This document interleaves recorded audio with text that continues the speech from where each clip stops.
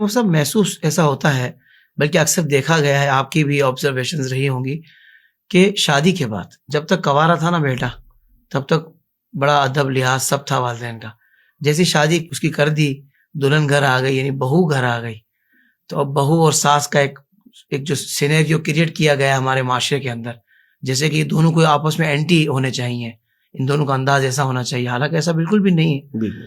تو حضرت یہاں سے معاملہ بگڑنا شروع ہوتا ہے، اور پھر ایک وقت ایسا آتا ہے کبھی اس بیٹے کو والدہ کی غلطیاں لگ رہی ہوتی ہیں، کبھی بیگم کی لگ رہی ہوتی ہیں، کبھی کبھی زیادہ والدہ کی لگ رہی ہوتی ہیں، کیونکہ وہ تو زلفوں کا اسیر ہو چکا ہوتا ہے بعض اوقات.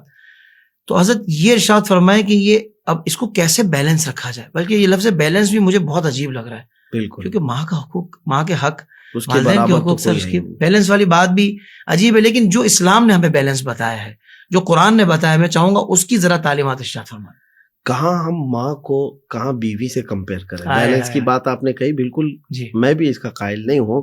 جبکہ حضور صلی اللہ علیہ وسلم کی بارگاہ میں باپ کے بارے میں سوال کیا گیا تھا.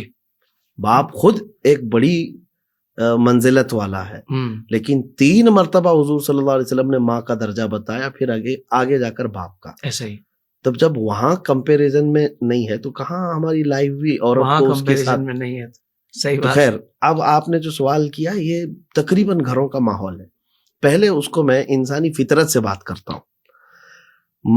ماں کا جو دل ہے وہ اپنے بچے کے لیے وہ ایسی ہی ہے کہ کوئی بھی عورت ہو، ماں ہی نہیں، کوئی بھی عورت اپنے محبوب کو وہ کسی کے ساتھ شیئر نہیں کرتی. کیا بات، یہ عورت کی فطرت ہے. صحیح. تو ماں ہے. عورت اپنے شوہر کو شیئر نہیں کرتی، تو ماں اپنے بیٹے کے لیے بھی. ہوتا کیا ہے میں آپ کو بتاؤں، شادی سے پہلے ماں ہی ڈھونڈتی ہے بہو کہ میں اچھی بہو لاؤں گی، اچھی بہو لاؤں گی، کیونکہ شادی کرنا ہے، ایک رواج ہے اس کے ساتھ، اس کو پتا ہے کہ کمیونٹی میں رہنا ہے. تو شادی کر کے لے کے خود آتی ہے اپنی بہو کو، اور اس کے بعد بگڑتی بھی خود ہی ہے اپنے بہو کے ساتھ. یہ آپ جو سوال کر رہے ہیں یہ ضروری نہیں کہ جو محبت کی شادی کر کے نوجوان لے کر کے آیا صرف اسی کے ساتھ ساس بہو کے معاملات ہیں. خود ڈھونڈ کر لائی ہوئی بہو کے ساتھ بھی معاملات ہیں. وجہ یہ ہوتی ہے کہ وہ اپنے بیٹے سے بے انتہا محبت کرتی ہے. یہ اصل بات، محبت کرتی ہے. اب جب وہ دیکھتی ہے کہ اس کی محبت میں اب شیئرنگ ہو چکی ہے، اب ایک اور عورت کو یہ وقت دے رہا ہے، تو یہ فطرتی طور پر اس کے دل میں ایک چیز آتی ہے. تو اس سے تو عورت کو باہر نکلنا چاہیے. صحیح. عورت کو جب تم خود اس کے لیے ڈھونڈ کر کے لائی ہو تو تمہارا بیٹا اپنی بیوی کے لیے تھوڑا وقت تو دے گا. دل بڑا کرنا ہوگا. اب یہاں پر آپ بیلنس کی بات کر رہے ہیں، اس پر ہم آتے ہیں کہ نوجوان کی ذمہ داری بہت بڑی ہے. بلکہ میں تو بسا اوقات اپنی تقریر میں کہتا بھی ہوں کہ وہ بیچارہ رکشہ بن جاتا ہے 3 ٹائر والا. 3 ٹائر والا جو رکشہ ہے وہ بنتا ہے. اب رکشے والے کو آپ غور سے دیکھیں گے تو سیدھا سیدھا چلتا ہے. اگر بہت تیزی سے ٹرن لے لیا نا تو رکشہ پلٹ جاتا ہے. اس کو بہت تیزی سے ٹرن نہیں لینا ہے کسی بھی طرف، رائٹ ہو کہ لیفٹ ہو. بلکہ رکشے کی آپ نے بات کی حضور، تو میں ایک چھوٹا سا جملہ میں بھی لگا دوں کہ کوئی گڑھا آ جائے نا تو اس کو 3 ٹائر اس طرح گزارنے پڑتے ہیں کہ پہلے آگے والا نکالے گا، بالکل، پھر پیچھے والے کے دونوں کے درمیان سے نکالنا ہے. یعنی اتنی اس کو محتاط رہنا پڑتا ہے. ٹرن بھی لینے کے لیے خاص طور پر اس طرف کا ٹرن لے رہا ہے تو بہت آہستہ سے ٹرن لے. واہ واہ واہ. بہت تیزی سے اگر گھما دیا تو گر جائے گا، الٹی ہو جائے گا پھر تو اس بات کو خاص طور پر میں کہتا ہوں کہ ایک طرف تمہاری ماں ہے اور ایک طرف بیوی ہے، اور دونوں تمہاری محبت کے طلبگار ہیں. سبحان اللہ. ان کو ان کے حقوق دے دو. ماں کے ساتھ وقت گزارنے میں بھی کوئی کمی نہ آئے، اور بیوی کے حقوق میں ادائیگی میں بھی کوئی کمی نہ آئے. صحیح. تو یہ اگر وہ مینٹین کر لیتا ہے تو یہ سارا کلیش ختم ہو جاتا ہے. چند دنوں کی بات ہے.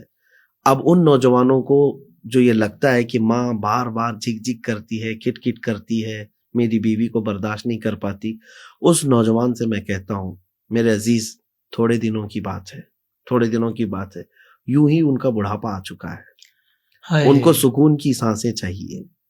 اگر وہ کسی کو بول کر کے دل ہلکا کر سکتی ہیں تو تمہارے بجائے کس کو بولیں گی؟ کیا بات ہے مفتی صاحب، واہ واہ واہ. کیا تم اپنے آپ کو اتنا بھی لائق نہیں سمجھتے کہ میری ماں کے لیے کوئی سخت جملہ سہنے کے قابل اس کی اولاد نہیں تو اور کون ہو سکتا ہے؟ ہائے ہائے ہائے. خوشی سے تسلیم کر لو. پھر جس دن ماں کا جنازہ چلا جاتا ہے تو پھر تم تمنا کرتے رہو گے کہ کوئی ڈانٹنے والا تو ہو مجھے. کوئی نہیں رہ جاتا پھر، کیونکہ ہر کوئی تم سے ڈر رہا ہوتا ہے. بڑے اتنے ہو چکے ہو کہ کوئی نصیحت کرنے والا نہیں ہے. وہ صرف ماں ہے، ڈراتی بھی ہے اپنے بچوں کو. باپ ہے جو کان بھی پکڑ سکتا ہے. ہم نے دیکھا ہے کہ بعد میں احساس ہونے لگتا ہے کہ کوئی تو ڈانٹنے والا ہونا چاہیے تھا، کوئی ڈانٹنے والا ہونا چاہیے تھا. تو ماں باپ کے جانے کے بعد اس چیز کی تمنا کرنا پھر بے سود ہے. اب یہاں پر بیوی کے اگر کوئی ایسے پرستار ہو گیا ہے تو پھر وہ آدمی بدبخت ہے، بدبخت ہے. یہاں پر بہت سارے لوگ کیا کہتے ہیں کہ اس کو ایسے اینگل سے بیان کرتے ہیں جیسے کہ بیوی کو دیکھنا ہی نہیں ہے، صرف ماں کو دیکھنا ہے. ایسا بھی نہیں ہے، بلکہ دونوں کے حقوق جو اسلام نے دیے وہ پورے ادا کرو. سبحان اللہ، سبحان اللہ. اتنی بات کا خیال رکھو کہ تمہاری ماں کے دل پر کوئی بات ایسی نہ گزرے کہ اس کو ٹھیس پہنچ جائے. بہت پیاری بات. یہ چیز ملتی ہے زمانے نبوی میں. ماشاءاللہ. ایک شخص آیا حضور صلی اللہ علیہ وسلم کی بارگاہ میں، کہا کہ فلاں بندہ ہے جو آپ کے پیچھے نماز پڑھتا ہے، لیکن وہ بستر مرگ پر آ چکا ہے، یعنی انتقال کا وقت قریب ہے، اور اس سے کہا جا رہا ہے لا الہ الا اللہ، تو وہ کہہ نہیں پا رہا ہے. حضور پاک صلی اللہ علیہ وسلم نے فرمایا کیا وہ اپنی زندگی میں یہ کہتا تھا؟ کہا ہاں بالکل کہتا تھا، کلمہ پڑھتا تھا، لیکن موت کے وقت وہ نہیں پڑھ پا رہا ہے. حضور پاک صلی اللہ علیہ وسلم خود تشریف لے گئے، تو جا کر کے پوچھا اس کے گھر میں کون کون ہے؟ کہا بیوی ہے اور ماں ہے. پہلے ماں کو بلاؤ. ماں سے پوچھا کہ یہ تمہارا بیٹا ہے؟ کہا ہاں یا رسول اللہ صلی اللہ علیہ وسلم میرا بیٹا ہے. کہا اس کے اخلاق کیسے ہیں؟ تم کیا کہتی ہو؟ ماں نے اتنی تعریف کی، کہا کہ بہت بلند اخلاق والا ہے، بہت اچھا ہے، آپ کے ساتھ رہتا، آپ کے پیچھے نماز پڑھتا ہے، اس سے بہتر کیا ہے اس کے لیے؟ اخلاق کی تو ماں نے تعریف کی. حضور نے پوچھا تم بھی راضی ہو؟ تو اس خاتون نے کہا یا رسول اللہ میں راضی نہیں ہوں اس سے. اللہ اکبر. میں اس سے راضی نہیں ہوں.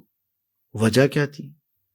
رسول پاک صلی اللہ تعالی علیہ وسلم نے پوچھا تو خاتون کہتی ہیں میرا اکلوتا بیٹا ہے، نازوں سے پالا ہے، اس کو نظروں سے غائب ہونے نہیں دیتی، اور جب یہ جوان ہوا تو اس کی مرضی سے، اس کی خوشی کے اعتبار سے بہو لے آئی، لیکن جب سے یہ شادی کر کے گھر لایا اپنی عورت کو، باتیں ہوتی ہیں کبھی بھی تو اپنی بیوی کی بات کو ترجیح دیتا ہے، میری بات کو ہلکا کر دیتا ہے. یا اللہ، مجھے یہ ٹھیس پہنچتی ہے. اور بلکہ وہ ایک طویل حدیث ہے کہ بچپن میں بہت ساری مشقتیں جو ماں نے اٹھائی وہ سب بیان کیا ہے. کہا آج میرے جملوں کو اور میرے الفاظ کو یہ ہلکے میں لیتا، اپنی بیوی کو ترجیح دیتا ہے. یہ مجھے بہت قلق ہوتا ہے. اب سنیں آگے کی بات. رسول پاک صلی اللہ علیہ وسلم نے فرمایا ٹھیک ہے تم اس کو معاف کر دو. خاتون نے پوچھا کہ آقا یہ آپ کا مشورہ ہے یا حکم ہے؟ حکم ہو تو پھر اس کے خلاف جا نہیں سکتے. حضور پاک صلی اللہ علیہ وسلم نے فرمایا نہیں میرا مشورہ ہے. تب خاتون نے کہا دل نہیں مانتا. اللہ اکبر. دل نہیں مانتا، مرنے کے قریب ہے. ماں کا دل کبھی دکھ جاتا ہے نا تو ایسے بھی حالات آ جاتے ہیں. تو حضور پاک صلی اللہ علیہ وسلم نے فرمایا کہ اس کے لیے لکڑیاں جمع کرو، آگ لگاؤ اور ڈال دو اس کو. ماں نے کہا آقا میرے سامنے میرے بیٹے کو جلایا جائے گا؟ آپ نے فرمایا وہاں جلنے سے بہتر ہے یہاں جلے. ماں جب اس سے راضی نہیں ہے تو ماں کا دل پسیج گیا، پھوٹ پھوٹ کر رونے لگی. کہا نہیں میں نے سب اس کو دل سے معاف کر دیا. اللہ. ادھر ماں نے اتنا ہی کہا تھا، بیٹے کی زبان سے کلمہ طیبہ جاری ہوا. اللہ اکبر. میرے عزیز نوجوانوں سے میں کہتا ہوں کہ یہ تمہاری آخرت ہے، صرف دنیا ہی نہیں ہے، تمہاری آخرت ہے. اپنی زندگی کو خدا را اپنے ماں باپ کی نافرمانی میں برباد نہ کرو، برباد نہ کرو. میں کئی اپنے بیانات میں اس چیز کو بھی ذکر کیا ہوں. حافظ صاحب میں آپ کو بتاتا ہوں ایک واقعہ ایسا ہے جو مجھے ہلا دیتا ہے. میرے ساتھ جو پیش آیا تھا، ایک بیوہ خاتون ہے وہ جو گھروں کے کام کرتی تھی. صحیح. ایک ہی بیٹا تھا، اوباش ہو گیا تھا، بدماش ہو گیا تھا. جوانی تھی، ابھی 16-17 سال کا رہا ہوگا. اس خاتون نے آ کر مجھ سے شکایت کی تھی کہ میں اس کا باپ بہت چھوٹی عمر میں انتقال کر گیا ہے، بہت مشکل سے اس کو میں نے پالا ہے. پڑھانا چاہتی تھی, پڑھا بھی لی, لیکن اب ایسا ہو گیا کہ رات بھر اوباشوں کی صحبت میں برباد ہو گیا. میرا دل دکھتا ہے اور میں بیمار ہو چکی ہوں صرف بیٹے کے غم میں. اور زندگی آدھی نکال دی لوگوں کے برتن مانج کر کے, گھروں کے کپڑے دھو کر کے. مجھے یہ بات بہت لگی تھی, تو میں نے سوچا کہ اس کے بیٹے کو بلاؤں. بیٹے کو میں نے بلا کر کے کئی دن تک ساتھ بھی رکھا تھا اور نصیحت کیا تھا. دیکھیے ہمارا کام ہے لوگوں تک پہنچنا, اور باقی ان کے دلوں کو پگھلا دینا یہ رب تعالیٰ کی شان ہے. وہ نوجوان بچہ آج بھی موجود ہے, وہ موجود ہے, اور کئی مرتبہ میں نے اس کا یہ ذکر کیا ہے. وہ رویا میرے سامنے اور کہا میری ماں بیوہ ہے اور بہت کچھ دکھ دیکھے ہیں اس نے, صحیح ہے میں بگڑ گیا تھا, میں توبہ کرتا ہوں, میں جا رہا ہوں کام پر.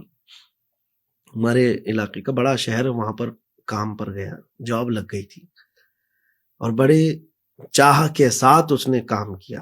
مہینہ بھر ہوا, پہلی سیلری آئی, پہلی سیلری لے کر کے وہ گھر آیا کہ ماں کو سب سے پہلے دوں گا. کہ اولاد کے سے ماں چاہتی کیا ہے کہ اس کے ہاتھوں کی کمائی کا ایک لقمہ کھا لوں. اور جب وہ پہنچا تو گھر پہنچا تو دیکھا اس کے گھر کے اطراف بھیڑ جمع ہے. لوگوں سے پوچھا تو پتا چلا رات کو اس کی ماں کا انتقال ہو چکا ہے. وہ جو اس کی تنخواہ تھی ماں کے قدموں میں رکھ دیا اور اسی طرح سے اس کا جنازہ اٹھایا گیا. وہ نوجوان تڑپتا ہے آج کہ زندگی بھر میں اپنی ماں کو اپنے کمائے ہوئے ہاتھوں سے ایک لقمہ نہیں کھلا سکا, اور وہ میری ماں لوگوں کے برتن مانج کر کے کپڑے دھو کر کے مجھے کھلاتی رہی. کسی اور کی زندگی میں یہ معاملہ نہ آئے. اس نے مجھے کہا تھا کہ آپ تقریریں کرتے ہیں, بہت نوجوان سنتے ہیں, یہ بات ان کو پہنچائیں کہ میری زندگی اب ایسی ہو چکی ہے کہ مرنا چاہوں تو موت نہیں. کہ میرے سامنے بار بار میری مظلوم ماں کا چہرہ آتا ہے کہ جو لوگوں کے جھوٹے مانجتی تھی اور لا کر مجھے لقمے کھلاتی تھی, اور میں ایک ایسا نکما تھا کہ میں اپنے ہاتھوں کی کمائی کا ایک لقمہ اس کو زندگی میں کھلا نہیں سکا. اور ایک بات میں حافظ صاحب آپ کو بتاؤں, والدین جو ہے غیرت مند بھی ہیں. ایسے نہیں ہے کہ وہ لالچی ہیں, بھوکے ہیں کہ تم کماؤ گے تو ہی پلیں گے. یہ صرف اور صرف ان کا شوق ہے, ورنہ تو زندگی بھر کمایا ہے, کھلایا بھی ہے, اور ان کو پتا بھی ہے گھر چلانا, لیکن صرف ایک آس ہوتی ہے نا, تمنا کہ میرے بیٹے کے ہاتھوں کی کمائی کھاؤں. واہ واہ, بس اتنا شوق ہوتا ہے. نوجوانوں سے میں یہی کہتا ہوں کہ جب تک وہ موجود ہیں ان سے جنت خرید لو. سبحان اللہ. اور ایک بہت بڑے بزرگ ہیں, فرماتے ہیں کہ انسان کی زندگی کا سب سے برا دن کب شروع ہوتا ہے پتہ ہے؟ بچے جو ہوں گے وہ غور سے سن لے میری اس بات کو.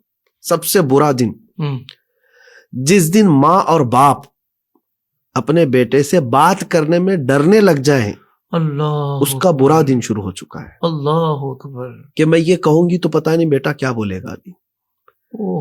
باپ یہ ڈرنے لگ جائے کہ میں اگر اس کو تھوڑا سا بولوں گا تو الٹا کچھ غصے میں نہ آ جائے, گھر چھوڑ کے نہ چلا جائے. ماں باپ جس دن تم سے ڈرنے لگ گئے اس دن تمہاری زندگی کا بہت برا دن شروع ہو چکا ہے. اللہ. کچھ کو ایسا لگتا ہے کہ میں ماں باپ کو ٹھنڈا کر لوں گا, ڈرا لوں گا. جس دن وہ تم سے بات کرنے میں ڈرنے لگ گئے, بد نصیبی کا دن شروع ہو چکا ہے. اللہ کی لعنت ہے اس بندے پر. رب تبارک و تعالی ہم کو عقوق الوالدین جیسے یعنی سخت گناہ کبیرہ سے ہمیشہ محفوظ رکھے. آمین آمین آمین. اور جیتے جی ان کی قدر کرنے کی توفیق عطا فرمائے. زندگی کے تمام شعبوں میں دینی رہنمائی حاصل کرنے اور آخرت کو بہتر کرنے کے لیے ہمارے YouTube channel Islamic digital studio کو سبسکرائب کر لیں اور بیل آئیکن بھی پریس کر لیں. قرآن سے بھی ملاتا ہے.